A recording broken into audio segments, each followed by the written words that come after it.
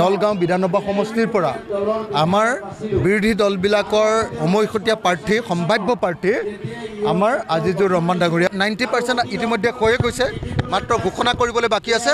আজিজুৰ ৰহমান বিৰোধী দলবিলাকৰ সম্ভাৱ্য প্ৰাৰ্থী হয়। 2026 চনত সাম্প্ৰদায়িক AIDF দলক ব্ৰহ্মপুত্ৰত দলিয়াই দিব, সাম্প্ৰদায়িক BJP দলক ব্ৰহ্মপুত্ৰত দলিয়াই দিব আৰু বিৰোধী ঐক্যমঞ্চক ভোট দিব আৰু আজিজুৰ ৰহমানক ৰাইজৰ দলক ভোট দিব। আজি দলগাঁও বিধানসভা সমষ্টিত এক বিশাল গণসমাৱেশ অনুষ্ঠিত হয়।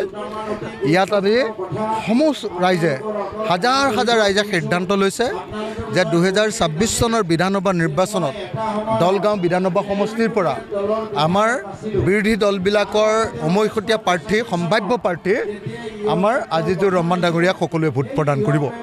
সেইকাৰণে আজি হাজাৰ হাজাৰ মানুহে দলগাঁৱত আপোনালোকে দেখিছে যে হাজাৰ হাজাৰ মানুহে ঐক্যবদ্ধ হৈ সংকল্প লৈছে যে 2026 চনত সাম্প্ৰদায়িক AIDF দলক ব্ৰহ্মপুত্ৰত দলিয়াই দিব, সাম্প্ৰদায়িক BJP দলক ব্ৰহ্মপুত্ৰত দলিয়াই দিব আৰু বিৰোধী ঐক্যমঞ্চক ভোট দিব আৰু আজিজুৰ ৰহমানক ৰাইজৰ দলক ভোট দিব।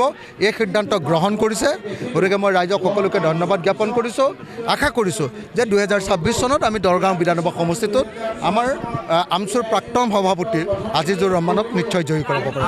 BJPয়ে ভয় খাইছে আৰু ভয় খোৱাৰ কাৰণে এনেকৈ কংগ্ৰেছ দলৰ যি তেওঁলোকৰ পৰিৱৰ্তন যাত্ৰা, সেই পৰিৱৰ্তন যাত্ৰাত আক্ৰমণ কৰিছে। এই এক নজিৰবিহীন অগণতান্ত্ৰিক কাৰ্য, স্বৈৰতান্ত্ৰিক কাৰ্য, ফেচিষ্ট কাৰ্য।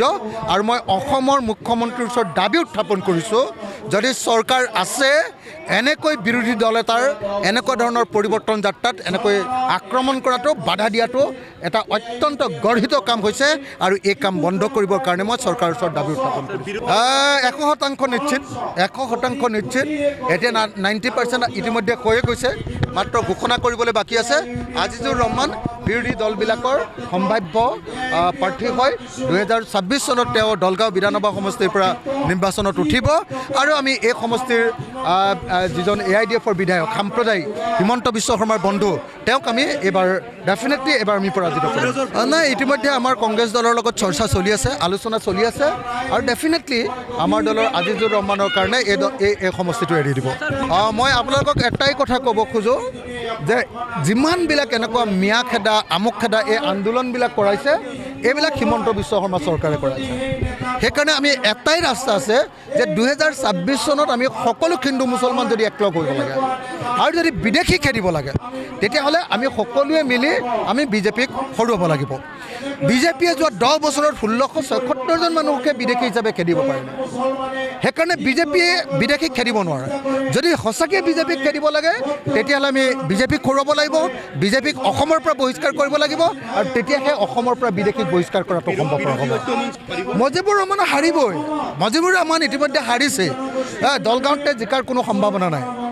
হিমন্ত বিশ্ব শৰ্মাই যি ধৰণে মোৰ কথাক বিকৃত কৰি তাক এটা সাম্প্ৰদায়িক ৰূপ দিব খুজিছে, মই তাক নিন্দা কৰিছোঁ।